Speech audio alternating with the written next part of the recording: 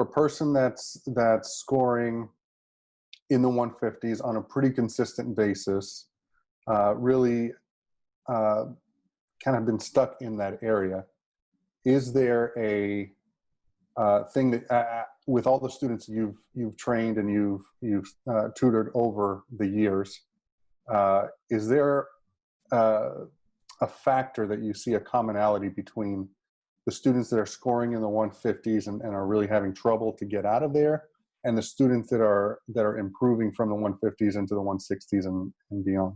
Yeah, sure. So I think 150s to 160s involves becoming proficient in the strategies for all sections and all question types.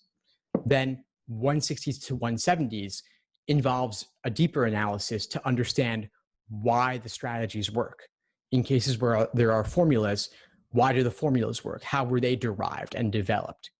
And then becoming obsessed with knowing everything they can about this exam. So including what goes into constructing it, what goes into the various difficulty levels of different questions. I also have personally, of course, been obsessed with this exam, as you might gather, and I befriended a former writer of actual LSAT questions.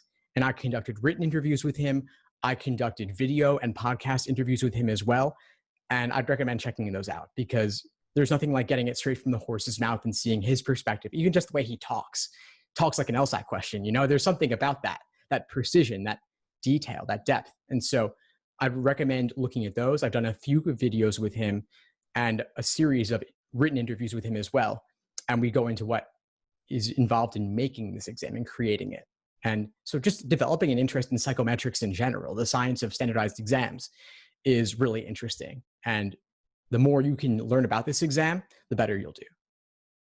Thanks for tuning into the show. Please subscribe if you haven't done so already to be notified of new episodes as I release them. And feel free to reach out if you need anything at all as you move forward with your prep.